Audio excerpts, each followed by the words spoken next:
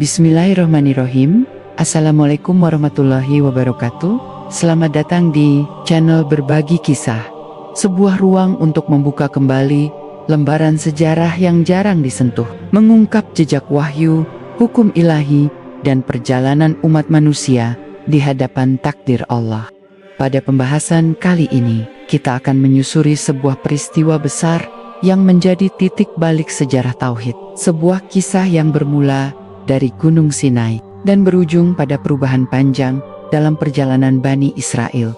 Judul pembahasannya adalah Nabi Musa menerima wahyu Allah, Taurat dan 10 perintah Allah sebagai hukum ilahi. Sebuah narasi sejarah yang akan membawa kita membuka satu demi satu rahasia masa lalu tentang wahyu yang diturunkan, perjanjian yang diikat, dan bagaimana hukum Allah diuji oleh perjalanan zaman. Bismillah, mari kita mulai ceritanya.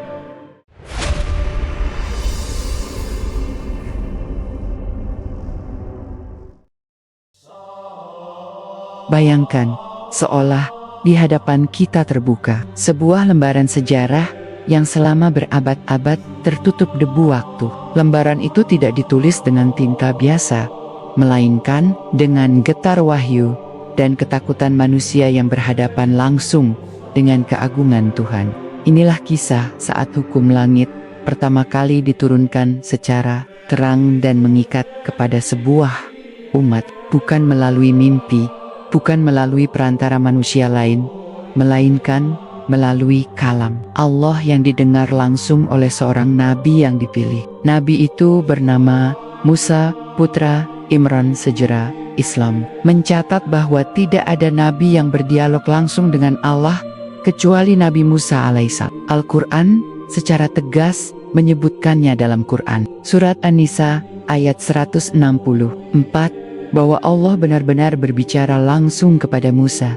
Fakta, ini bukan sekadar keistimewaan, melainkan beban yang luar biasa berat. Sebab siapapun yang mendengar kalam Allah tidak akan pernah kembali sebagai manusia yang sama. Namun, kisah ini tidak dimulai di Gunung Sinai. Bermula jauh sebelumnya pada luka kolektif Bani Israel yang hidup di bawah cambuk Firaun. Penindasan yang sistematis, pembunuhan bayi laki-laki, dan perbudakan yang dilegalkan menjadi latar gelap sebelum cahaya hukum ilahi diturunkan. Dalam tafsir Ibnu Katsir dijelaskan bahwa Allah tidak menurunkan Taurat kepada umat yang belum ditempa dengan penderitaan panjang. Hukum ilahi tidak diberikan kepada umat yang belum mengenal arti kezaliman.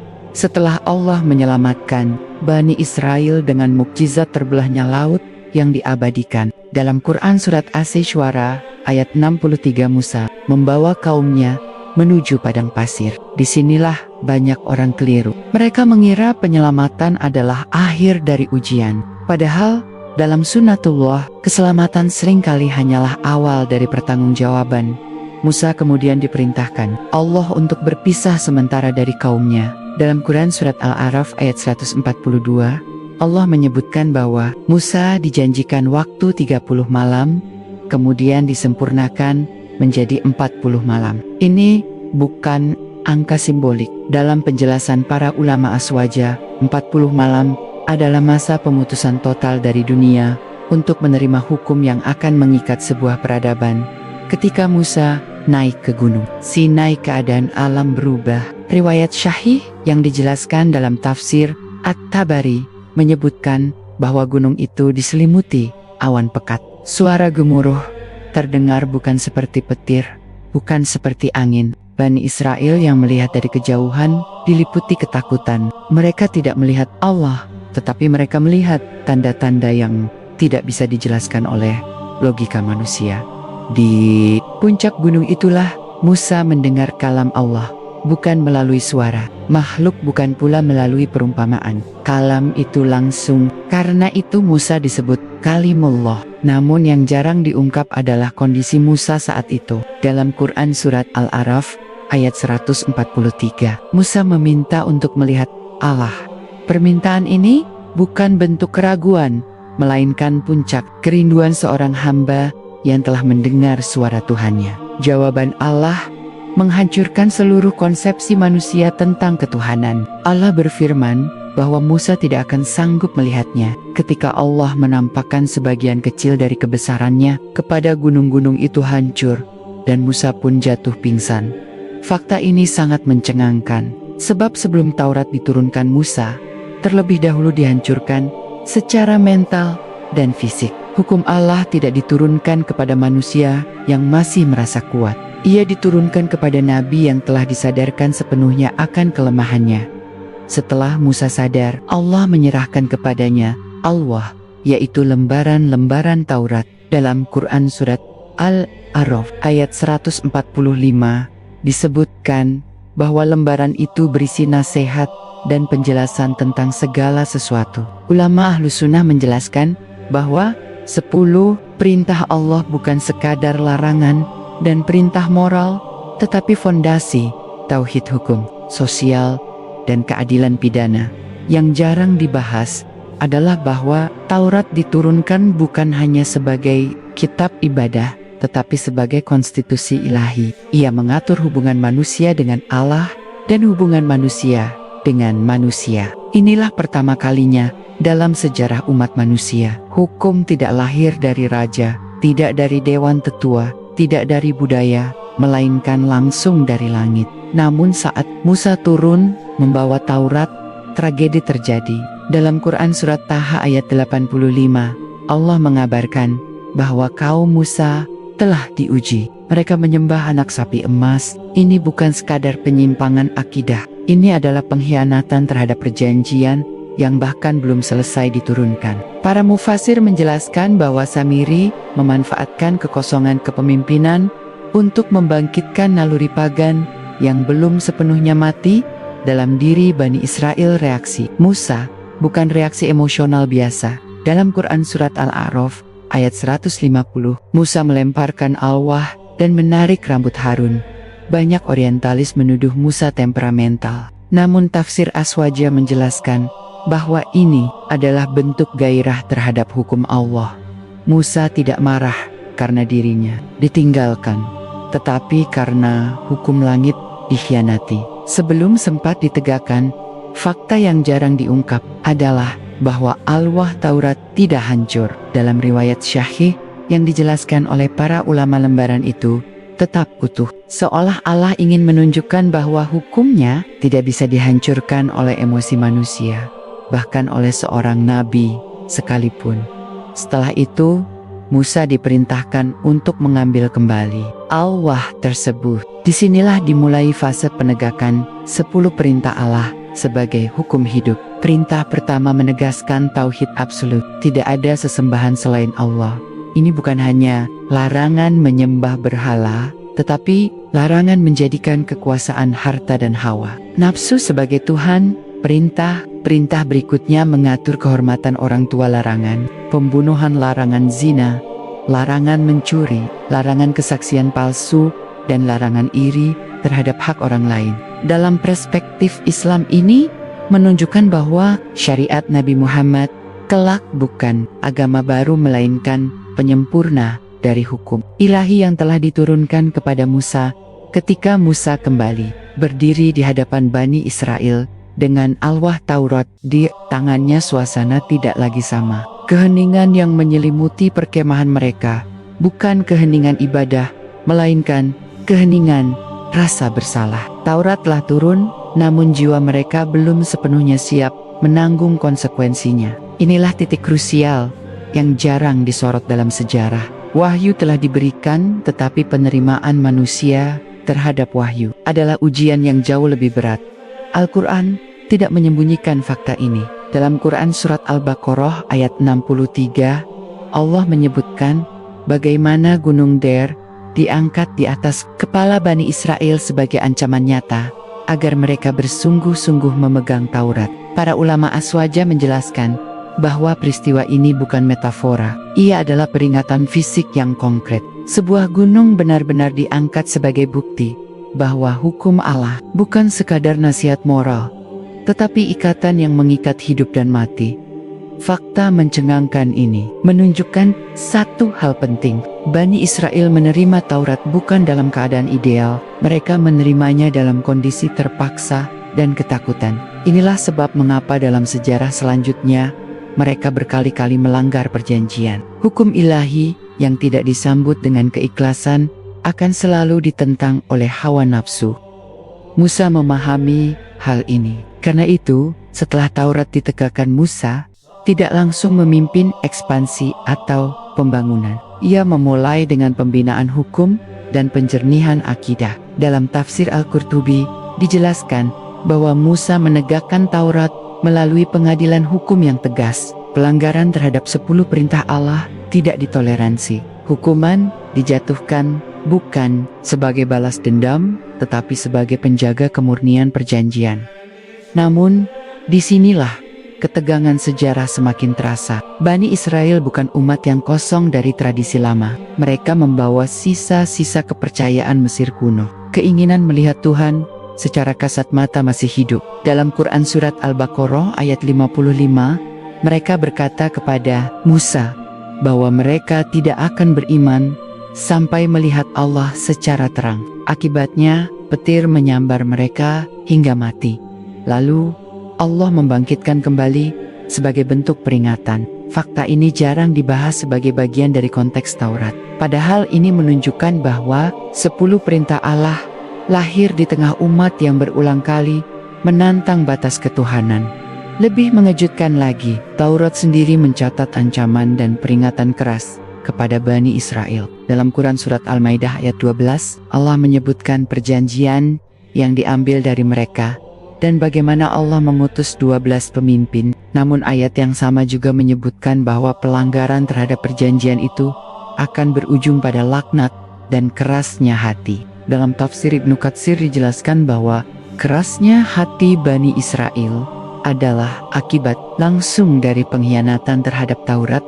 Di sinilah Taurat tampil bukan sebagai kitab kasih semata, tetapi sebagai kitab hukum yang tegas. 10 perintah Allah bukan hanya aturan pribadi, tetapi fondasi peradilan sosial. Larangan membunuh mencakup larangan kezaliman struktural. Larangan mencuri mencakup korupsi dan manipulasi ekonomi. Larangan kesaksian palsu mencakup pemutarbalikan hukum demi kepentingan elit. Semua ini telah ada dalam Taurat jauh sebelum konsep negara modern dikenal manusia.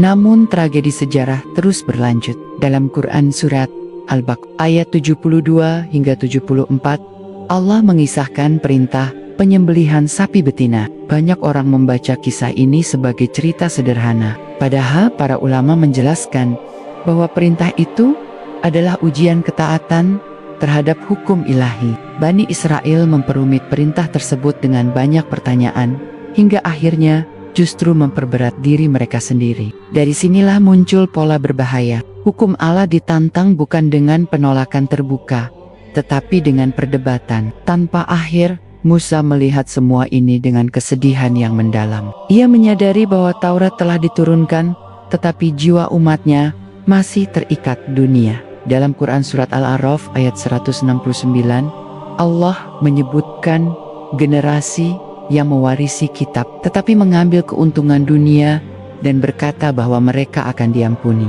Ayat ini oleh ulama Aswaja dipahami sebagai peringatan keras terhadap manipulasi hukum agama demi kepentingan duniawi yang jarang diungkap. Dalam sejarah populer adalah bahwa Taurat tidak hanya berisi 10 perintah Allah.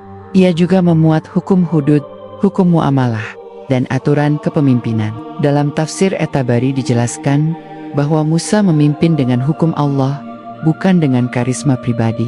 Ketika Musa wafat, kepemimpinan diteruskan bukan melalui garis keturunan, melainkan amanah hukum. Ini adalah konsep yang sangat maju pada masanya. Namun semakin jauh dari masa Musa, semakin banyak hukum Taurat yang diselewengkan. Inilah sebabnya Allah mengutus nabi-nabi setelah Musa untuk mengembalikan Taurat ke jalur aslinya. Dalam Quran Surat Al-Maidah ayat 44, Allah menegaskan bahwa para nabi berhukum dengan Taurat. Ayat ini menjadi bukti kuat bahwa Taurat asli adalah wahyu Allah yang suci sebelum kemudian diubah oleh tangan manusia. Ketegangan terbesar dalam narasi ini adalah kesadaran bahwa Taurat yang turun dengan keagungan langit itu berhadapan dengan realitas manusia yang rapuh. 10 perintah Allah bukan gagal karena hukum itu lemah. Ia dilanggar karena manusia tidak siap menundukkan hawa nafsunya. Musa mengetahui akhir dari perjalanannya. Dalam riwayat Syahih yang dijelaskan oleh para ulama, Aswaja Musa wafat sebelum memasuki tanah suci. Ini bukan kegagalan. Ini adalah penegasan bahwa tugas Musa adalah menyampaikan hukum, bukan menikmati hasil dunia. Taurat telah diturunkan, 10 perintah Allah telah ditegakkan, namun ujian umat baru saja dimulai. Dan di balik semua ini, tersimpan satu rahasia besar yang jarang dibuka. Taurat yang diturunkan kepada Musa adalah cikal bakal syariat terakhir yang kelak disempurnakan oleh Nabi Muhammad. Hubungan antara 10 perintah Allah dan syariat Islam bukan kebetulan, melainkan kesinambungan wahyu. Setelah Taurat ditegakkan dan 10 perintah Allah mulai diberlakukan, kehidupan Bani Israel memasuki fase yang jauh lebih kompleks. Inilah fase yang jarang dipahami sebagai bagian dari wahyu. Banyak orang mengira hukum ilahi turun lalu umat otomatis menjadi lurus. Sejarah justru menunjukkan kebalikannya. Semakin tinggi hukum yang diberikan, semakin besar pula resistensi manusia terhadapnya. Musa tidak hanya berfungsi sebagai penyampai wahyu, ia adalah penjaga batas antara langit dan bumi. Dalam tafsir Ibnu Katsir dijelaskan bahwa Musa berkali-kali harus menjadi penengah antara kemurkaan Allah dan pembangkangan kaumnya. Taurat diturunkan sebagai hukum, tetapi pelaksanaannya menuntut ketegasan yang sering kali melukai ego kolektif Bani Israel. Salah satu fakta mencengangkan yang jarang dibahas adalah bahwa Taurat memuat prinsip tanggung jawab kolektif. Dalam Quran Surat Al-Baqarah ayat 85, Allah menegur Bani Israel karena saling membunuh dan mengusir sesama, lalu menebus tawanan mereka, seolah-olah itu kebaikan. Para ulama Aswaja menjelaskan bahwa ayat ini turun sebagai kritik terhadap selektivitas dalam menjalankan hukum. Mereka mengambil sebagian Taurat yang menguntungkan dan meninggalkan bagian yang menuntut pengorbanan. Inilah penyakit hukum agama yang pertama kali tercatat dalam sejarah wahyu. Bukan penolakan total tetapi ketaatan parsial. Musa memahami bahaya ini. Karena itu ia menekankan bahwa 10 perintah Allah adalah satu kesatuan. Tidak boleh dipilih mana yang ringan dan mana yang berat. Tauhid tanpa keadilan sosial adalah kebohongan. Ibadah tanpa ketaatan hukum adalah ilusi, namun konflik semakin tajam ketika Taurat mulai menyentuh kepentingan ekonomi dan kekuasaan. Dalam Quran Surat Al-Maidah ayat 41 hingga 43, Allah mengungkap bagaimana sebagian Bani Israel mendatangi Nabi Muhammad kelak untuk meminta keputusan hukum, padahal mereka memiliki Taurat. Para mufasir menjelaskan bahwa kebiasaan memanipulasi hukum ini telah dimulai sejak masa awal penerapan Taurat. Hukum Allah ditinggalkan ketika tidak sesuai dengan kepentingan elit. Disinilah Musa menghadapi dilema terberat. Ia bukan hanya berhadapan dengan umat awam, tetapi juga dengan tokoh-tokoh berpengaruh dari kaumnya sendiri. Taurat menuntut keadilan mutlak tanpa pandang bulu. Dalam riwayat Syahih yang dijelaskan para ulama Aswad, Musa tidak segan menegur, bahkan menghukum orang-orang terdekat jika melanggar hukum. Ini adalah prinsip yang kelak ditegaskan kembali oleh Nabi Muhammad, bahwa seandainya putrinya sendiri mencuri, maka hukum tetap ditegakkan. Yang jarang disorot adalah bagaimana Taurat membentuk konsep kepemimpinan profetik. Musa tidak memerintah berdasarkan suara mayoritas. Ia memerintah berdasarkan wahyu. Dalam Quran Surat Al-A'raf ayat 159, Allah menyebutkan adanya kelompok yang berjalan di atas kebenaran dan berlaku adil. Ini menunjukkan bahwa sejak awal hukum Allah selalu diikuti oleh minoritas yang konsisten, bukan mayoritas yang nyaman. Semakin lama Musa menyadari bahwa masalah terbesar bukan terletak pada hukum, tetapi pada hati. Dalam Quran surat Al-Baqarah ayat 74 Allah menyatakan bahwa hati mereka menjadi keras seperti batu, bahkan lebih keras. Ulama Aswaja menjelaskan bahwa kekerasan hati ini muncul ketika hukum ilahi diperlakukan sebagai beban, bukan sebagai petunjuk. Di tengah kondisi ini Musa kembali berdoa kepada Allah. Doanya bukan meminta kemenangan politik, bukan meminta kemakmuran dunia. Ia meminta agar Allah membimbing kaumnya agar memahami makna Taurat. Namun, sejarah mencatat bahwa doa Nabi tidak selalu berarti umat akan berubah. Wahyu memberi petunjuk, tetapi tidak memaksa hati. Pada titik inilah hubungan antara Taurat dan Al-Quran mulai tampak secara konseptual. Al-Quran berulang kali mengingatkan bahwa kitab sebelumnya diturunkan sebagai petunjuk dan cahaya. Dalam Quran surat Al-Maidah ayat 44, Allah menyebut Taurat sebagai petunjuk dan cahaya. Namun ayat yang sama juga mengandung ancaman bagi mereka yang tidak berhukum dengannya. Fakta yang jarang diungkap adalah bahwa 10 perintah Allah tidak pernah dimaksudkan hanya untuk satu umat dalam satu zaman. Ia adalah prinsip universal. Tauhid, larangan pembunuhan, keadilan, kesucian keluarga, kejujuran dan amanah adalah fondasi semua syariat. Perbedaannya terletak pada rincian hukum, bukan pada prinsip dasarnya. Musa menyadari bahwa Taurat akan diuji oleh waktu. Karena itu ia menyiapkan Yusha bin Nun sebagai penerus. Dalam tafsir para ulama Aswaja dijelaskan bahwa Musa wafat dalam keadaan taat dan rida meski tidak memasuki tanah suci. Ia telah menunaikan amanah terberat, yakni menyampaikan hukum langit secara utuh. Namun wafatnya Musa bukan akhir dari kisah Taurat. Justru disinilah sejarah mulai memperlihatkan bagaimana wahyu diuji oleh kekuasaan dan kepentingan. Generasi setelah Musa mulai memperlakukan Taurat sebagai simbol, bukan sebagai komitmen. 10 perintah Allah dibaca, tetapi tidak ditaati. Hukum dibanggakan tetapi tidak ditegakkan. Inilah fase yang sangat penting untuk dipahami, sebab disinilah akar penyimpangan sejarah agama mulai tumbuh. Dan dari sinilah Allah kelak mengutus nabi-nabi lain untuk mengingatkan, mengoreksi, dan mengembalikan Taurat ke jalurnya.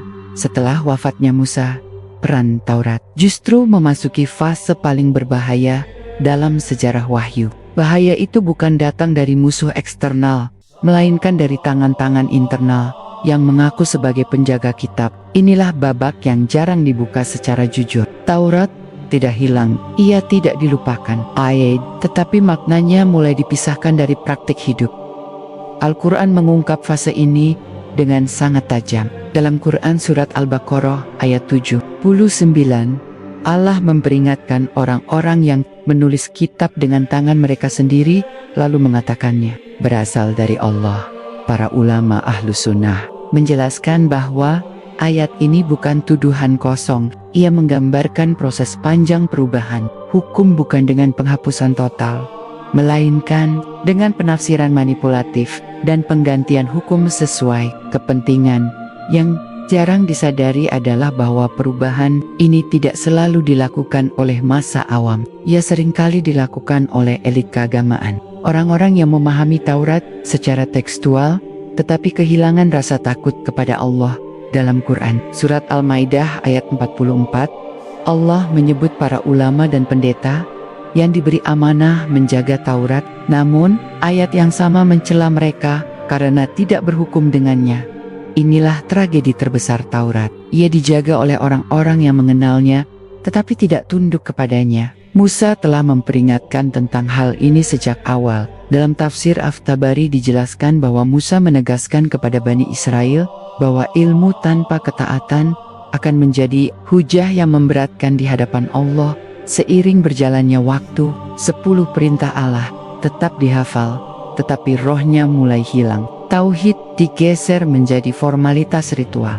Larangan kezaliman dipersempit menjadi urusan individu. Keadilan sosial dikalahkan oleh kepentingan kabilah. Hukum Allah dijadikan alat legitimasi kekuasaan, bukan alat koreksi kekuasaan. Quran kemudian membuka fakta yang sangat mencengangkan. Dalam Quran surat Al-Baqarah ayat 65, hingga 66, Allah menyebut sebagian Bani Israel yang melanggar larangan hari Sabtu lalu diubah menjadi kera yang hina. Ulama Aswaja menegaskan bahwa ini adalah perubahan hakiki, bukan kiasan. Hukuman ini terjadi karena pelanggaran sadar terhadap hukum yang telah mereka ketahui.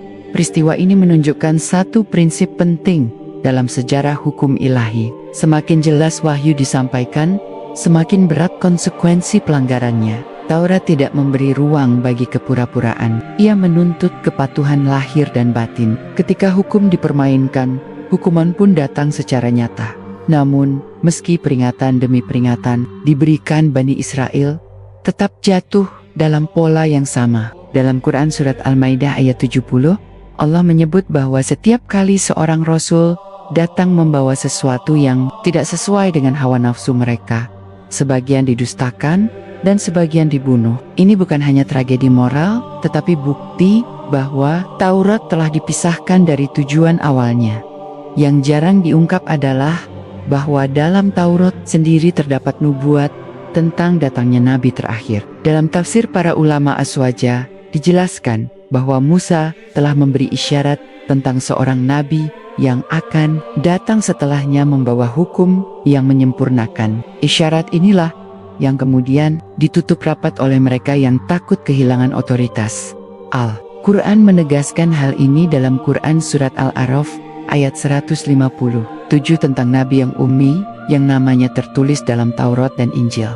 Fakta ini menunjukkan bahwa Taurat bukan kitab yang berdiri sendiri. Ia adalah bagian dari rangkaian wahyu yang berujung pada syariat terakhir. Namun sebelum sampai ke sana, Taurat harus melewati fase distorsi yang panjang. Hukum Allah yang tegas mulai diperingan untuk orang kuat dan diperberat untuk orang lemah. Inilah yang dikecam keras dalam Quran Surat An-Nisa ayat 155 yang menyebut pelanggaran perjanjian dan ucapan mereka yang besar terhadap Allah. Sejarah mencatat bahwa ketika hukum kehilangan keadilan Allah mencabut keberkahan, Bani Israel yang pernah ditolong dengan mukjizat, kini dibiarkan terpecah. Negeri yang dijanjikan berubah menjadi arena konflik internal. Taurat tetap ada, tetapi tidak lagi mempersatukan. Di titik ini, terlihat dengan jelas bahwa masalah utama bukan pada teks Taurat, tetapi pada sikap terhadapnya. 10 perintah Allah tidak pernah dibatalkan. Ayat, dan setiap penundaan menambah jarak antara umat dan petunjuk.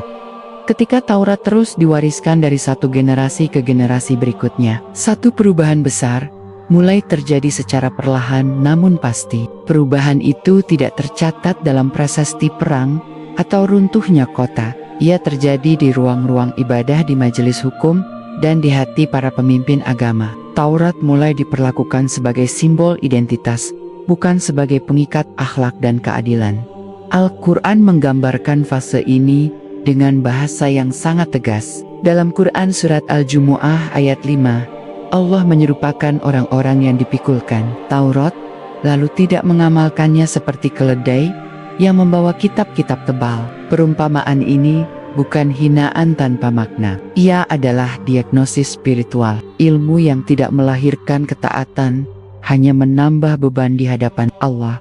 Disinilah terlihat dengan jelas bahwa 10 perintah Allah tidak runtuh karena dilupakan, tetapi karena dikosongkan dari ruhnya. Tauhid tetap diucapkan, tetapi kebergantungan kepada Allah diganti dengan kebergantungan kepada sistem dan kekuasaan. Larangan kezaliman tetap dibaca, tetapi kezaliman dilegalkan melalui celah hukum. Taurat dijadikan tameng, bukan pedang kebenaran.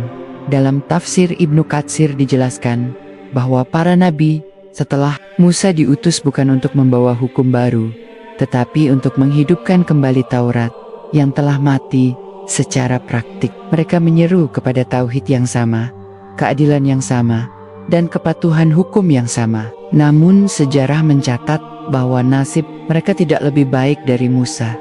Mereka ditentang, dihina, bahkan dibunuh.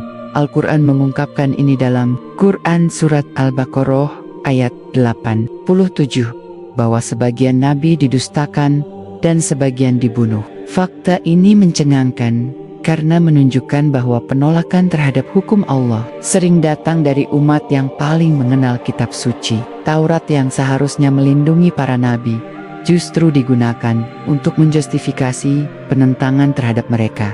Di balik semua ini terdapat satu ketegangan besar yang jarang dibicarakan. Taurat memuat hukum yang mengekang kesewenang-wenangan. Ia membatasi kekuasaan raja dan elit. Karena itu setiap upaya menghidupkan Taurat selalu berhadapan dengan perlawanan struktural. Hukum Allah tidak pernah netral terhadap tirani. Al-Quran kemudian membuka fakta lain yang lebih dalam. Dalam Quran surat Al-Maidah ayat 66, Allah menyatakan bahwa jika mereka menegakkan Taurat dan Injil serta apa yang diturunkan kepada mereka dari Tuhan mereka, niscaya mereka akan mendapat rezeki dari atas dan bawah kaki mereka. Ayat ini menunjukkan bahwa keberkahan dunia dikaitkan langsung dengan penegakan hukum ilahi, bukan dengan kecerdikan politik. Namun realitas sejarah berkata lain. Taurat semakin jauh dari kehidupan. Ia dibaca dalam ritual, tetapi tidak menjadi rujukan dalam keadilan. Inilah sebabnya Allah membiarkan Bani Israel berada dalam konflik berkepanjangan. Dalam Quran surat Al-Maidah ayat 14, Allah menyebut bahwa Allah menanamkan permusuhan dan kebencian di antara mereka hingga hari kiamat, karena mereka melupakan sebagian dari apa yang diperingatkan. Yang jarang disorot adalah bahwa peringatan ini bukan hanya untuk Bani Israel. Ulama Aswaja menegaskan bahwa ayat-ayat ini adalah cermin bagi seluruh umat yang menerima wahyu. Taurat menjadi contoh sejarah tentang apa yang terjadi ketika hukum Allah dijaga secara teks tetapi dikhianati secara praktik. Disinilah hubungan antara Taurat dan Al-Quran menjadi semakin terang. Al-Quran tidak datang untuk meniadakan Taurat, tetapi untuk meluruskan penyimpangan dan mengembalikan prinsip aslinya. Dalam Quran surat Al-Maidah ayat 48, Allah menyebut Al-Quran sebagai pembenar kitab sebelumnya dan penjaga atasnya. Ini berarti bahwa kesalahan bukan pada wahyu terdahulu, tetapi pada manusia yang mengelolanya. Namun sebelum Al-Quran diturunkan, dunia harus menyaksikan terlebih dahulu kegagalan manusia menjaga hukum langit. Taurat menjadi saksi bisu di hadapan Allah. 10 perintah Allah berdiri sebagai standar yang terus dilanggar, namun tidak pernah berubah. Ketika Nabi Muhammad diutus, sebagian Bani Israel mengenali kebenaran itu. Dalam Quran surat Al-Baqarah ayat 146, Allah menyebut bahwa mereka mengenal Nabi Muhammad sebagaimana mereka mengenal anak-anak mereka sendiri. Ini menunjukkan bahwa Taurat yang asli masih menyimpan cahaya. Namun cahaya itu hanya terlihat oleh hati yang jujur. Sebagian lainnya justru menolak dengan keras, bukan karena tidak tahu, tetapi karena takut kehilangan posisi. Taurat yang seharusnya mengantar kepada kebenaran terakhir justru dijadikan penghalang. Inilah pengulangan sejarah. Hukum Allah kembali berhadapan dengan kepentingan manusia. Ketika kita menelusuri lebih jauh perjalanan Taurat setelah masa para nabi Bani Israel, satu pola besar menjadi semakin jelas. Pola ini tidak muncul tiba-tiba. Ia terbentuk perlahan melalui kompromi kecil yang dibiarkan berulang. Setiap kompromi tampak sepele, namun ketika dikumpulkan, ia menggerogoti fondasi hukum ilahi itu sendiri. Al-Quran mengungkap pola ini dengan sangat teliti. Dalam Quran surat An-Nisa ayat 160 hingga 161, Allah menyebutkan bagaimana keharaman dilanggar riba dipraktikkan dan harta manusia dimakan dengan cara batil. Ayat ini bukan hanya kritik ekonomi. Ia adalah bukti bahwa 10 perintah Allah tentang larangan mencuri dan keadilan telah runtuh dalam praktik sosial.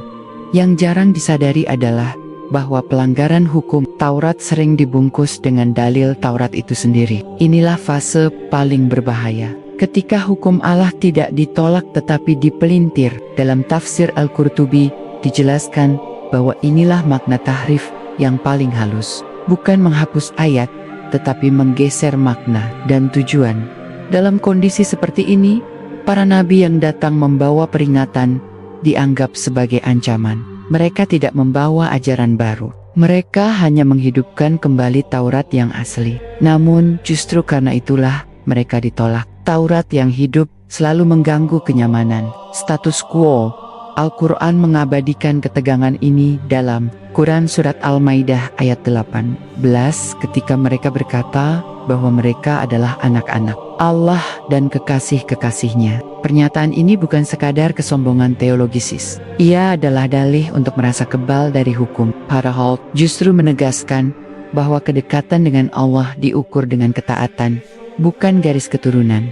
10 perintah Allah yang pertama tentang tauhid absolut menjadi korban pertama. Tauhid tidak lagi dimaknai sebagai ketundukan total kepada Allah, tetapi sebagai identitas eksklusif. Dari sinilah lahir keangkuhan spiritual. Dan keangkuhan inilah yang dalam sejarah selalu mendahului kehancuran moral dalam Quran Surat Al-A'raf ayat 164 hingga 165. Allah mengisahkan penduduk sebuah negeri yang melanggar larangan hari Sabtu. Kisah ini tidak berdiri sendiri. Ia adalah contoh bagaimana hukum ilahi direkayasa melalui celah teknis. Mereka tidak menangkap ikan pada hari terlarang, tetapi membuat kolam agar ikan terperangkap. Secara lahir, hukum tidak dilanggar. Secara batin hukum dihancurkan. Para ulama Ahlus Sunnah menegaskan bahwa inilah bentuk kedurhakaan paling licik, menghormati teks sambil mengkhianati maksud. Dan hukuman yang turun sangat keras, karena pelanggaran ini dilakukan dengan kesadaran penuh. Di titik ini, Taurat tidak lagi berfungsi sebagai penghalang kezaliman. Ia dijadikan alat pembenaran. 10 perintah Allah tentang kejujuran dan amanah kehilangan makna ketika kesaksian palsu dilegalkan demi kepentingan kelompok. Dalam Quran Surat Al-Baqarah ayat 283, Allah menyinggung amanah dan kesaksian. Para mufasir mengaitkannya dengan praktik manipulasi hukum yang telah mengakar sejak lama. Namun, meski semua ini terjadi, Allah tidak pernah mencabut Taurat secara total. Cahaya itu tetap ada. Ia dijaga oleh segelintir orang yang ikhlas. Dalam Quran Surat Al-Imran ayat 113, Allah menyebut adanya umat yang tegak lurus membaca ayat-ayat Allah di malam hari dan bersujud. Ayat ini menunjukkan bahwa sejarah Taurat tidak sepenuhnya gelap. Selalu ada penjaga kebenaran, meski mereka minoritas. Inilah sunatullah yang berulang. Kebenaran tidak pernah diwakili oleh jumlah. Ia diwakili oleh keteguhan. Musa telah mencontohkannya ketika berdiri sendirian di hadapan Firaun. Para nabi setelahnya mencontohkannya ketika berdiri melawan penyimpangan internal umat. Semua ini mengarah pada satu kesimpulan besar yang belum diucapkan secara eksplisit. Taurat adalah ujian, bukan hanya bagi Bani Israel, tetapi bagi seluruh manusia yang menerima wahyu. 10 perintah Allah bukan sekadar daftar larangan. Ia adalah standar yang akan mengungkap siapa yang jujur dan siapa yang berdusta dalam pengakuan iman. Ketika Nabi Muhammad diutus Al-Quran, tidak datang dalam ruang kosong. Ia datang membawa penilaian sejarah. Al-Quran membuka kembali kisah Musa dan Taurat, bukan untuk nostalgia, tetapi sebagai peringatan keras. Apa yang terjadi pada umat terdahulu, bisa terjadi kembali jika wahyu diperlakukan dengan cara yang sama. Namun, disinilah letak rahasia terbesar yang jarang disadari. Al-Quran tidak hanya mengkritik, ia juga mengoreksi metode. Jika Taurat diuji melalui satu umat tertentu, maka Al-Quran diturunkan sebagai rahmat bagi seluruh alam. Prinsipnya sama, tauhid, keadilan, amanah, dan kesucian moral, tetapi mekanisme penjagaannya diperkuat. Pada titik inilah hubungan antara Taurat yang diturunkan kepada Musa dan syariat terakhir mulai menampakkan bentuknya secara utuh. Namun hubungan ini tidak sederhana dan tidak linear. Ia dibangun melalui kegagalan-kegagalan sejarah yang sengaja dibiarkan agar manusia belajar dengan cara yang paling keras. Taurat bukan sekadar kitab hukum. Ia adalah cermin yang memantulkan watak manusia ketika berhadapan dengan perintah Allah. Al-Quran berulang kali mengingatkan bahwa kisah Musa adalah kisah yang paling banyak disebut, bukan karena dramanya, tetapi karena pola yang terus berulang. Dalam Quran, surat Taha ayat 99, Allah menyatakan bahwa kisah-kisah itu diceritakan agar menjadi pelajaran bagi orang-orang yang berakal. Artinya, Taurat dan segala penyimpangannya bukan masa lalu yang mati. Ia adalah peringatan hidup. 10 perintah Allah yang diturunkan kepada Musa memuat prinsip yang sama dengan inti syariat Islam, tauhid, sebagai fondasi, larangan syirik sebagai garis merah, keadilan sebagai pilar, larangan kezaliman sebagai pagar, dan amanah sebagai penopang. Perbedaannya bukan pada nilai tetapi pada mekanisme penjagaan. Taurat dijaga oleh satu umat, Al-Quran dijaga langsung oleh Allah. Inilah titik balik yang jarang dijelaskan secara utuh. Dalam Quran, surat Al-Hijr, ayat 9, Allah berjanji menjaga Al-Quran. Janji ini tidak diberikan kepada kitab-kitab sebelumnya, bukan karena Taurat kurang mulia, tetapi karena manusia belum siap memikul tanggung jawab penjagaan wahyu secara kolektif. Sejarah Taurat membuktikan hal itu. Namun sebelum sampai ke sana, Allah membuka kembali seluruh kisah Musa dalam Al-Quran, bukan untuk menyalahkan satu umat, tetapi untuk memperlihatkan pola penyimpangan. Dalam Quran surat Al-Baqarah ayat 136, Allah memerintahkan kaum muslim untuk beriman kepada apa yang diturunkan kepada Musa dan nabi-nabi lainnya tanpa membeda-bedakan. Ini menunjukkan kesinambungan wahyu, bukan kompetisi. Yang mencengangkan adalah bagaimana Al-Quran membela Musa dari distorsi sejarah. Dalam Quran surat Al-Ahzab ayat 69, Allah melarang orang beriman menyakiti Nabi Muhammad sebagaimana Musa disakiti sebelumnya. Ayat ini menunjukkan bahwa Musa adalah nabi yang dizalimi oleh kaumnya sendiri, bukan figur otoriter sebagaimana sering digambarkan dalam narasi luar Islam. 10 perintah Allah dalam perspektif Islam bukan hukum usang. Ia adalah fondasi yang disempurnakan. Larangan membunuh dalam Taurat disempurnakan dengan konsep niat dan kisas. Larangan zina disempurnakan dengan penjagaan pandangan dan kehormatan. Larangan mencuri disempurnakan dengan sistem keadilan sosial. Tauhid disempurnakan dengan pemurnian ibadah dari segala bentuk perantara. Namun sejarah mengajarkan bahwa penyempurnaan hukum tidak otomatis menjamin ketaatan. Karena itu Al-Quran tidak hanya membawa hukum, tetapi juga mekanisme penjaga hati. Salat, zakat, puasa, dan haji bukan sekadar ritual. Ia adalah benteng agar 10 perintah Allah versi Islam tidak bernasib sama seperti Taurat dalam praktik umat terdahulu. Disinilah letak ketegangan terakhir dalam narasi ini. Allah telah menurunkan hukum yang paling sempurna, namun manusia tetap diberi kebebasan untuk taat atau menyimpang. Al-Quran membuka kisah Musa dan Taurat sebagai peringatan dini. Jika umat terakhir mengulangi pola yang sama, maka konsekuensinya juga akan sama. Dalam Quran, surat Al-Maidah ayat 48, Allah menegaskan bahwa setiap umat diberi syariat dan jalan, namun tujuan akhirnya sama, yakni berlomba dalam kebaikan. Taurat bukan gagal sebagai wahyu. Ia diuji melalui manusia, dan ujian itu menjadi pelajaran bagi umat terakhir agar tidak mengulangi kesalahan yang sama. Musa menerima Taurat dengan gemuruh langit. Nabi Muhammad menerima Al-Quran secara bertahap dengan getaran hati. Dua metode yang berbeda untuk tujuan yang sama, menundukkan manusia kepada hukum Allah secara sadar, bukan terpaksa. Setelah wafatnya Musa, Bani Israel memasuki fase baru yang sangat menentukan. Fase ini bukan lagi tentang turunnya wahyu, melainkan tentang bagaimana wahyu itu dipelihara di tengah perpindahan geografis, konflik politik, dan pergantian generasi. Disinilah istilah Bani Israel perlahan bergeser dari makna keturunan menjadi identitas keagamaan yang kelak dikenal sebagai Yahudi. Bani Israel pada mulanya adalah istilah nasab. Mereka adalah keturunan Nabi Yakub yang diberi gelar Israel. Al-Quran menegaskan hal ini dalam Quran surat Al-Imran ayat 93. Namun setelah masa Musa dan Yusha bin Nun, identitas itu mulai mengalami transformasi. Taurat tidak lagi hanya diwariskan sebagai wahyu, tetapi sebagai penanda keanggotaan kelompok. Setelah memasuki tanah yang dijanjikan, Bani Israel tidak hidup dalam satu kerajaan besar. Mereka terpecah dalam kabilah.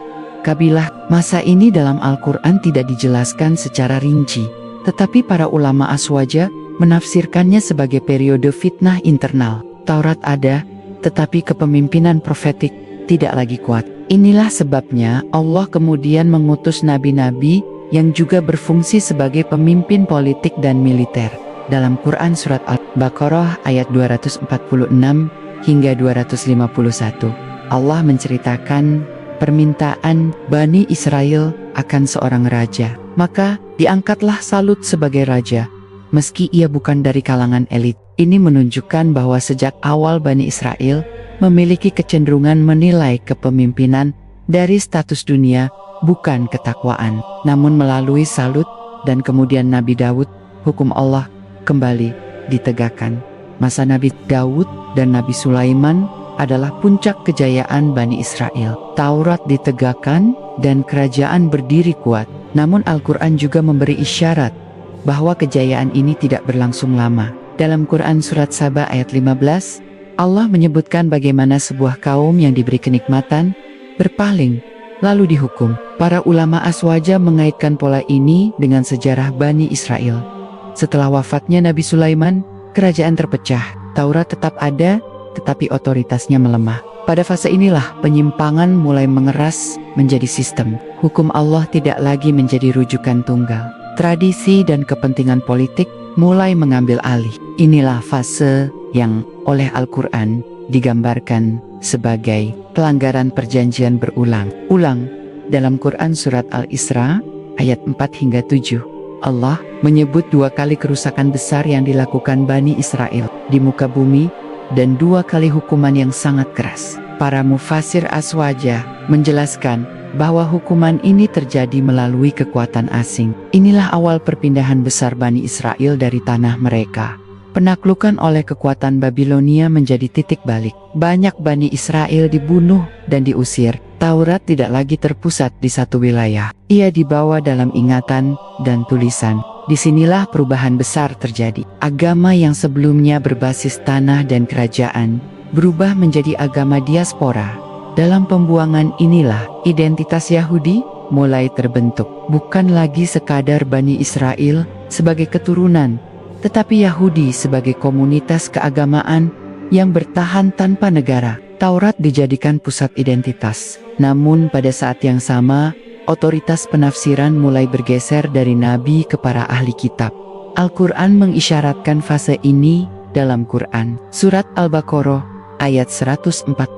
Identitas diwariskan bukan hanya melalui iman, tetapi klaim eksklusif. Dari sinilah muncul konsep bahwa keselamatan hanya milik kelompok tertentu. Padahal Taurat tidak pernah mengajarkan keselamatan berdasarkan nasab semata.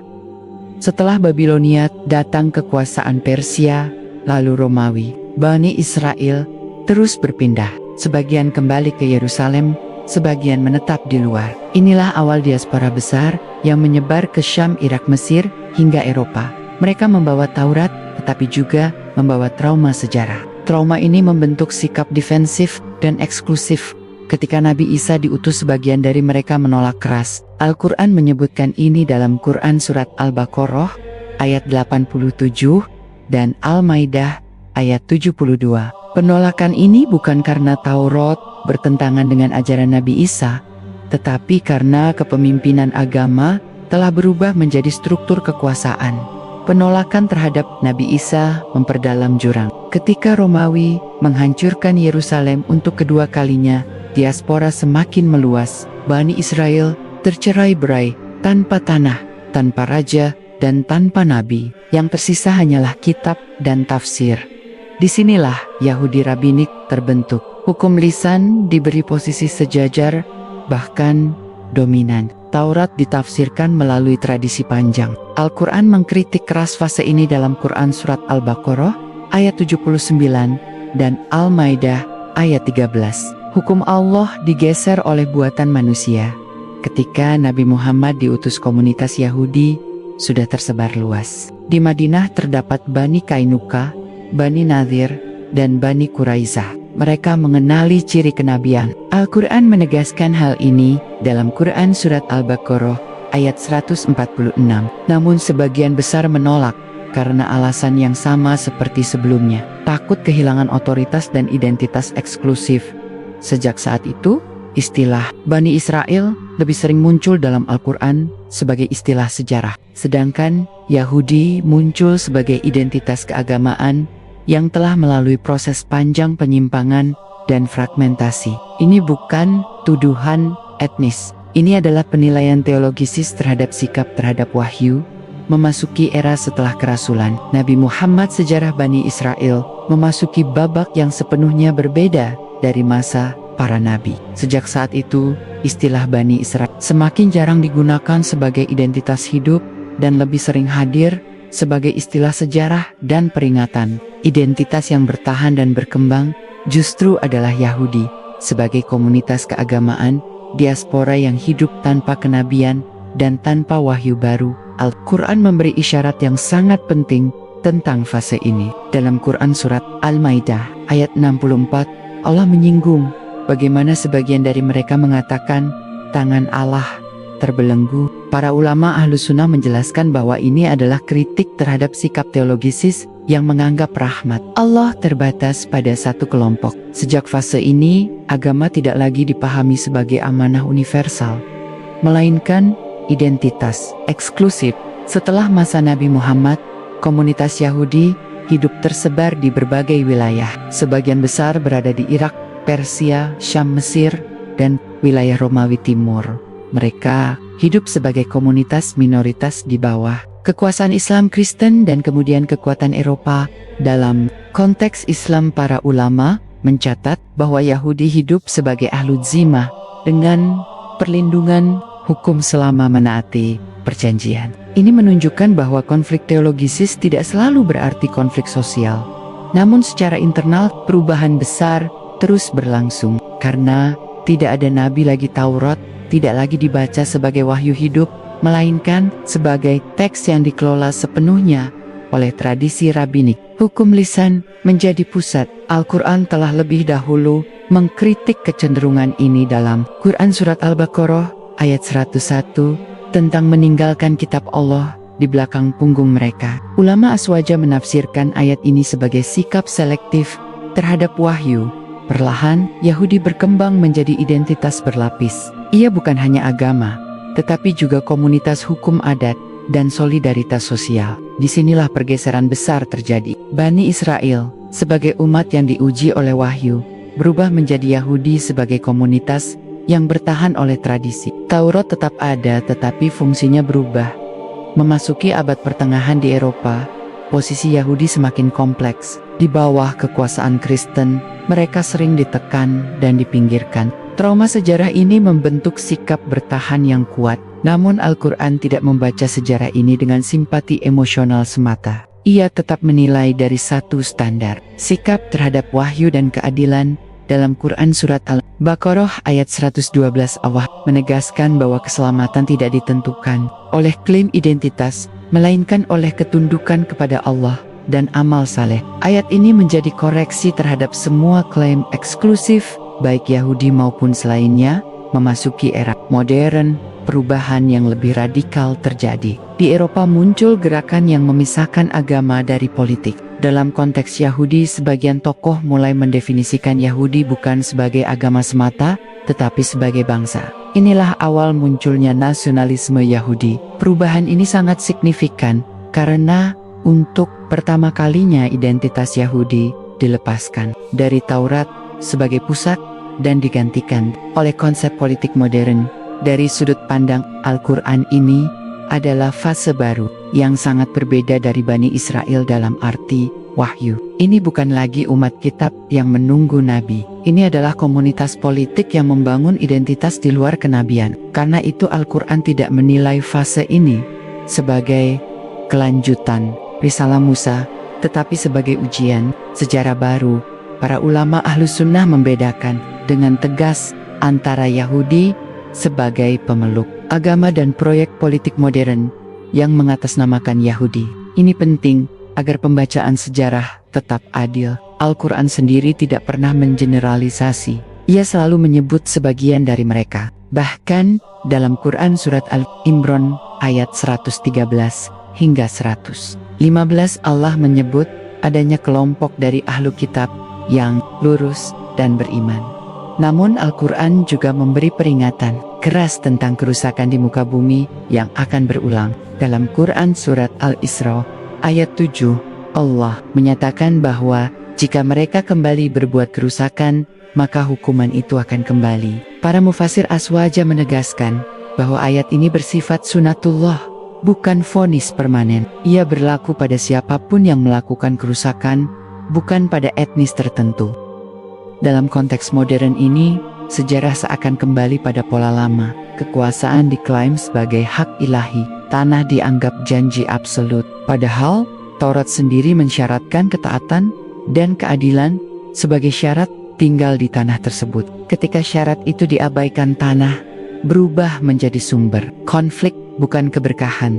Untuk memahami mengapa pada akhirnya sebagian Yahudi menjadikan tembok ratapan sebagai pusat ekspresi keagamaan, kita harus kembali pada satu titik yang sering dilewatkan. Taurat yang diturunkan kepada Musa tidak pernah memerintahkan penyembahan tempat. Ia tidak menjadikan bangunan sebagai objek ibadah. Dalam 10 perintah Allah yang pertama, tauhid ditegakkan secara mutlak. Tidak ada perantara, tidak ada simbol fisik yang boleh menjadi pengganti ketaatan langsung kepada Allah.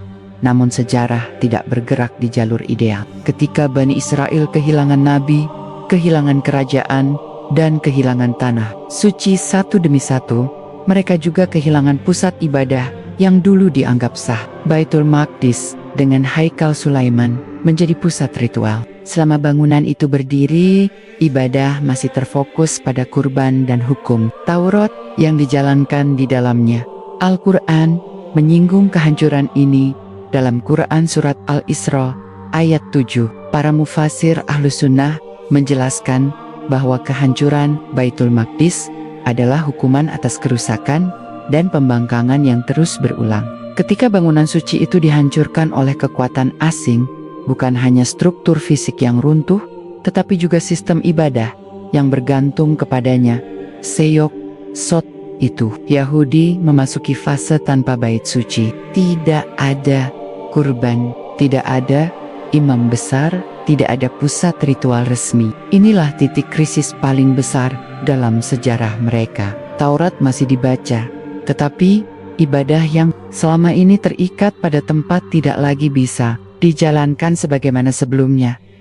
Dalam kondisi inilah muncul kebutuhan psikologis dan teologis untuk mempertahankan keterikatan dengan masa lalu. Sisa tembok dari kompleks Baitul Maqdis menjadi satu-satunya struktur yang masih berdiri. Tembok itu bukan tempat ibadah yang ditetapkan oleh Taurat. Ia adalah sisa sejarah. Namun karena tidak ada lagi pusat ibadah lain, perlahan tembok ini diberi makna emosional dan religius. Disinilah perubahan besar terjadi.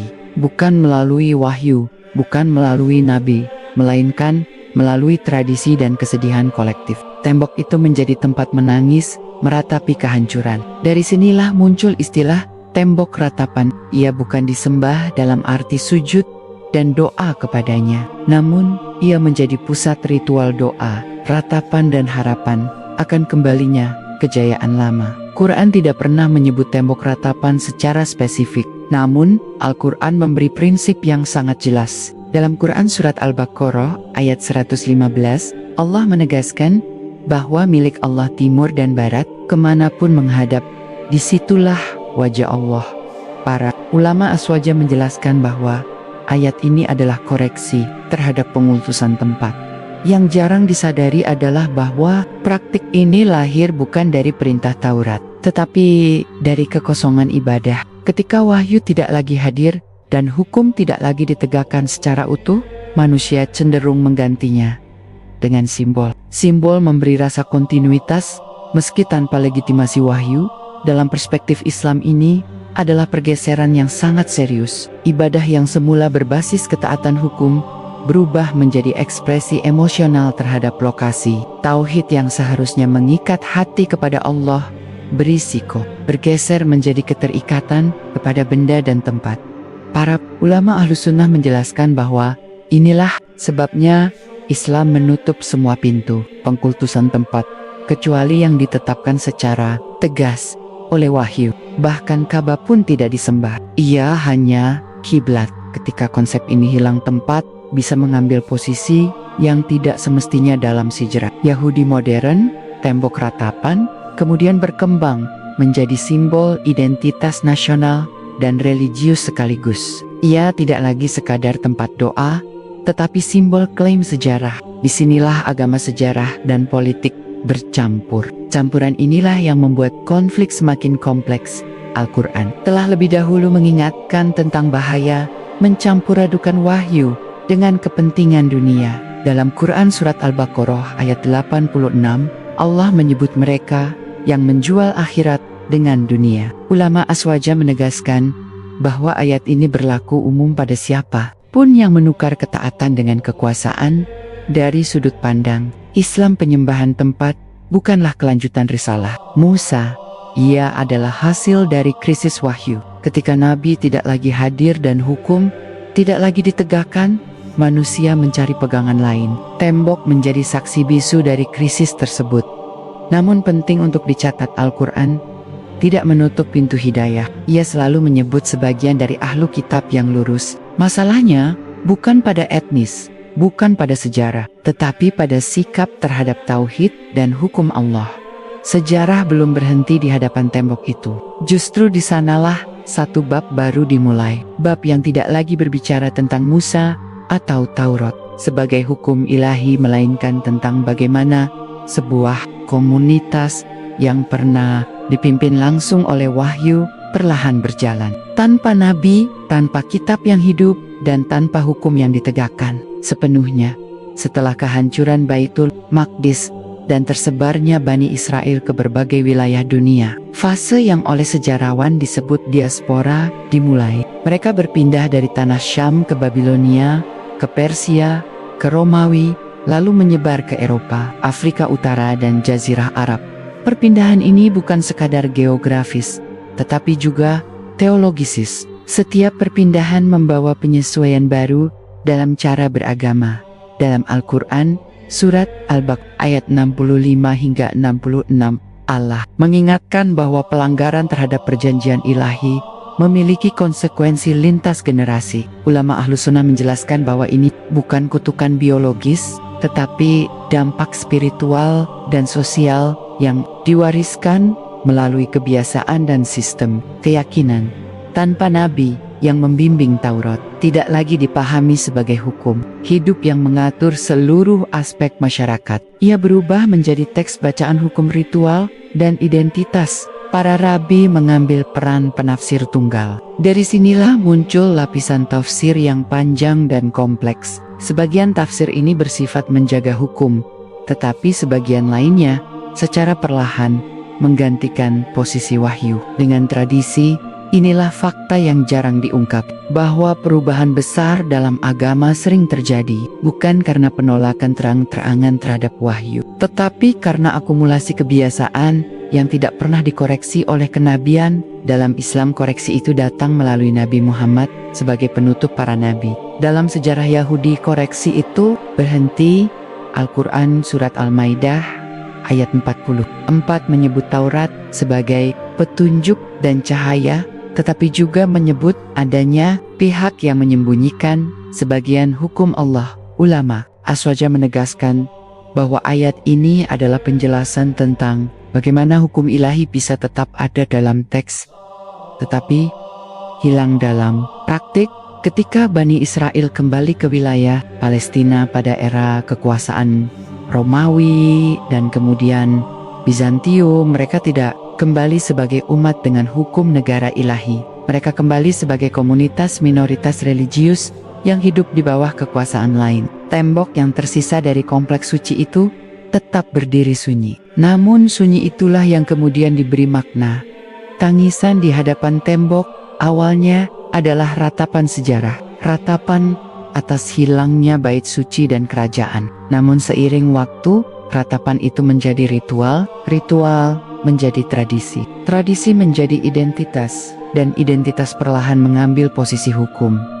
Disinilah pergeseran paling halus Namun paling berbahaya terjadi ketika simbol menjadi pengganti ketaatan, ketika memori kolektif lebih kuat daripada perintah Tuhan. Dalam perspektif Islam inilah yang disebut gulu berlebihan dalam agama. Al-Quran Surat An-Nisa ayat 171 memperingatkan ahlu kitab agar tidak melampaui batas dalam agama. Ulama ahlu sunnah menjelaskan bahwa melampaui batas bukan hanya dalam keyakinan teologisis, tetapi juga dalam praktik ritual yang tidak lagi memiliki dasar wahyu.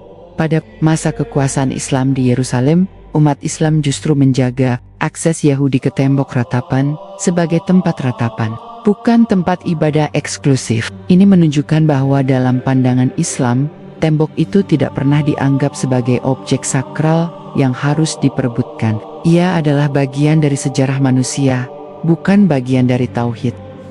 Namun memasuki era modern, ketika nasionalisme dan agama bertemu, tembok itu berubah fungsi lagi. Ia bukan hanya tempat doa, tetapi simbol klaim politik dan identitas negara. Disinilah sejarah agama bercampur dengan kekuasaan dunia, dan ketika itu terjadi konflik, tidak lagi bisa dipisahkan dari emosi keagamaan. Al-Quran Surat Al-Qasas ayat 50 menyebut bahwa ketika kebenaran tidak diikuti, manusia akan mengikuti hawa nafsu. Ulama Aswaja menjelaskan bahwa hawa nafsu kolektif bisa mengambil bentuk ideologi nasionalisme yang dibungkus simbol agama. Maka tembok itu berdiri hari ini bukan sebagai kelanjutan wahyu Musa, tetapi sebagai saksi perubahan panjang sebuah umat, dari tauhid murni, dari hukum ilahi, dari kepemimpinan nabi, menuju agama, simbol identitas dan memori. Namun, Al-Quran tidak berhenti pada kritik. Ia selalu mengarahkan pelajaran kepada umat Islam sendiri, karena sejarah Bani Israel dalam Al-Quran bukan untuk disaksikan dari jauh, tetapi untuk dijadikan cermin. Dalam Quran Surat Al-Hasir ayat 19, Allah memperingatkan agar tidak menjadi seperti orang-orang yang melupakan Allah, lalu Allah menjadikan mereka lupa kepada diri mereka sendiri. Ulama Ahlus Sunnah menegaskan bahwa melupakan hukum Allah adalah awal dari penggantian ibadah dengan simbol. Al-Quran tidak mengulang kisah Bani Israel karena kekosongan tema. Pengulangan itu disengaja. Ia bukan repetisi naratif, melainkan tekanan makna. Seolah Allah membuka kembali lembar yang sama dari sudut berbeda agar manusia tidak membaca sejarah sebagai cerita orang lain, melainkan sebagai cermin dirinya sendiri. Dalam Quran Surat Al-Baqarah ayat 40, Allah memulai seruan dengan nada yang sangat personal. Wahai Bani Israel, ingatlah nikmatku yang telah aku berikan kepadamu, dan penuhilah janjiku, niscaya aku penuhi janjimu. Ulama Ahlus Sunnah menjelaskan bahwa ayat ini adalah pintu masuk untuk seluruh rangkaian kritik dan peringatan. Nikmat wahyu selalu diiringi tanggung jawab. Ketika tanggung jawab ditinggalkan, nikmat berubah menjadi ujian. Yang sering terlewat adalah bahwa kisah Bani Israel tidak berhenti pada mereka. Al-Quran kemudian mengalihkan sorotan secara halus kepada umat Nabi Muhammad, seakan berkata jalur yang sama bisa terulang jika kondisi yang sama tercipta. Wahyu ada hukum, ada nabi, tetapi manusia tetap memiliki pilihan untuk taat atau menggantinya. Dengan simbol sejarah menunjukkan bahwa perubahan agama tidak selalu dimulai dengan penolakan terangan. Ia sering dimulai dengan alasan praktis. Ketika hukum terasa berat, ketika ketaatan menuntut pengorbanan, ketika wahyu menuntut disiplin, manusia mulai mencari bentuk agama yang lebih mudah dijalani. Di titik inilah simbol ritual dan identitas mengambil alih peran hukum. Bani Israel mengalami fase ini setelah kehilangan kenabian. Namun Al-Quran memperingatkan bahwa umat Islam pun bisa mengalaminya, meski Nabi Muhammad adalah penutup para nabi. Dalam Quran Surat Al-Jumu'ah ayat 5, Allah memberikan perumpamaan yang sangat tajam, seperti keledai yang membawa kitab-kitab. Ulama Aswaja menjelaskan bahwa ayat ini adalah peringatan tentang ilmu yang tidak diikuti ketaatan. Disinilah rahasia pengulangan kisah Bani Israel terletak, bukan untuk merendahkan, tetapi untuk memperingatkan bahwa umat yang paling banyak menerima wahyu justru paling berisiko mengabaikannya. jika wahyu hanya tinggal bacaan, bukan hukum hidup. Kembali kepada tembok itu. Tembok ratapan berdiri sebagai simbol akhir dari perjalanan panjang. Ia bukan awal ibadah, melainkan sisa dari ketaatan yang hilang. Ia menjadi pusat karena pusat asli telah runtuh. Dan runtuhnya pusat bukan karena musuh semata, tetapi karena kerusakan dari dalam. Al-Quran Surat Al-Isra ayat 4-7 menjelaskan 2 kali kerusakan besar yang dilakukan Bani Israel dan 2 kali hukuman yang menyertainya. Ulama Ahlus Sunnah menegaskan bahwa pola ini menunjukkan sunatullah. Ketika kerusakan terjadi, kekuasaan akan dicabut. Ketika hukum ditinggalkan, simbol akan menggantikannya. Dalam konteks ini, penyembahan terhadap tembok bukanlah penyimpangan tiba-tiba. Ia adalah hasil akhir dari proses panjang. Proses ketika wahyu tidak lagi memimpin kehidupan, tetapi hanya dikenang sebagai masa lalu. Yang membuat kisah ini menegangkan adalah kenyataan bahwa pola yang sama selalu berulang dalam sejarah umat manusia. Ketika agama direduksi menjadi warisan budaya, ketika ibadah menjadi rutinitas tanpa hukum, ketika simbol lebih dijaga daripada kebenaran, maka kehancuran hanya menunggu waktu. Quran Surat Al-Anfal ayat 53 menegaskan bahwa Allah tidak akan mengubah nikmat yang telah diberikan kepada suatu kaum sampai mereka mengubah apa yang ada pada diri mereka sendiri. Ulama Aswaja menjelaskan bahwa perubahan internal selalu mendahului perubahan eksternal. Maka kisah Musa, Taurat, dan Bani Israel bukan sekadar sejarah Yahudi. Ia adalah peta jalan tentang bagaimana umat pilihan bisa kehilangan arah, bagaimana hukum ilahi bisa tergantikan oleh tradisi, bagaimana tauhid bisa terkikis bukan oleh syirik, terangan, tetapi oleh pengalihan makna. Di titik ini narasi mencapai lapisan terdalamnya. Bukan lagi tentang tembok, bukan tentang Yahudi, bukan tentang masa lalu, melainkan tentang pertanyaan yang menggantung di udara sejarah. Apakah umat terakhir akan belajar dari umat sebelumnya, atau justru mengulangnya dengan bentuk yang berbeda? Quran telah memberikan seluruh petunjuk. Ia tidak menyisakan alasan. Ia tidak membiarkan manusia berkata, "Kami tidak tahu." Kisah Bani Israel ditulis bukan untuk dibenci, tetapi untuk dipahami. Karena siapapun yang membaca tanpa bercermin sedang membuka lembar sejarah yang sama menuju akhir yang sama.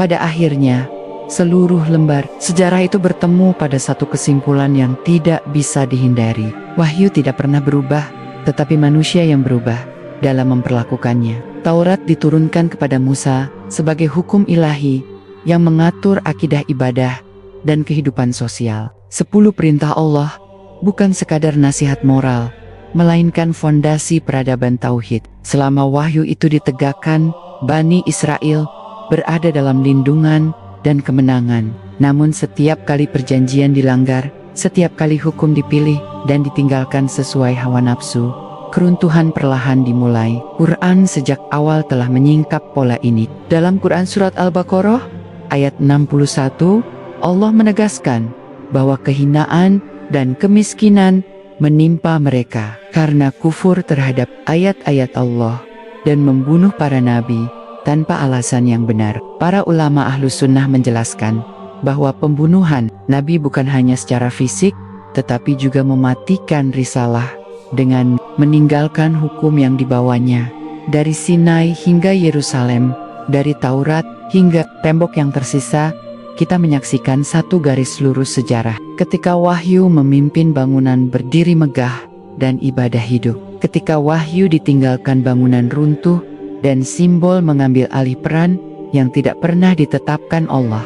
Tembok ratapan tidak muncul dari perintah Musa dan bukan bagian dari Taurat. Ia lahir dari kehancuran, kehilangan, dan krisis arah. Ia adalah saksi bisu dari hukum yang pernah ditegakkan lalu ditinggalkan. Quran tidak menceritakan ini untuk membuka luka lama, tetapi untuk mencegah luka baru.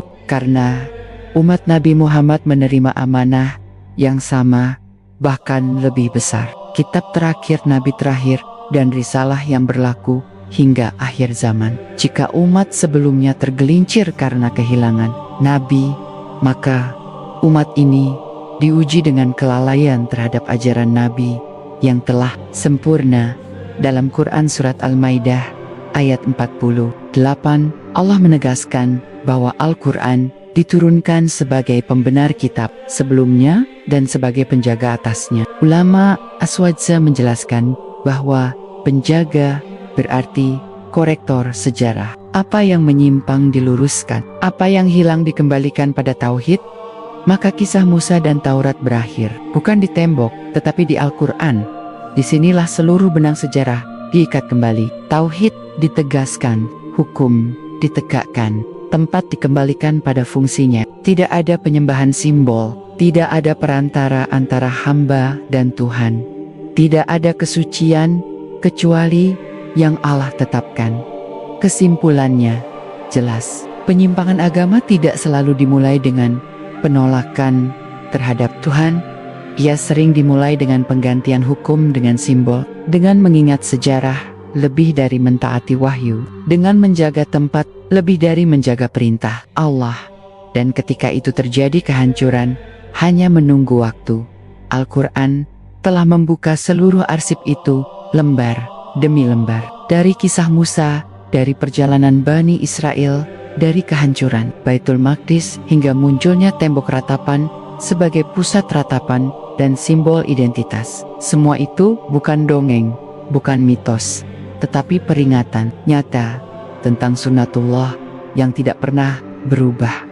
Kini lembar terakhir ditutup bukan dengan kebencian, bukan dengan klaim keunggulan, tetapi dengan peringatan yang jujur. Sejarah tidak pernah memihak siapapun. Ia hanya mencatat siapa yang taat dan siapa yang berpaling. Dan setiap umat akan diuji dengan amanah yang mereka terima. Demikian rangkaian narasi sejarah ini kami sampaikan. Semoga menjadi pelajaran, bukan hanya untuk dipahami, tetapi untuk direnungkan dan dijadikan cermin dalam menjaga kemurnian, tauhid, dan ketaatan kepada hukum Allah. Wassalamualaikum warahmatullahi wabarakatuh.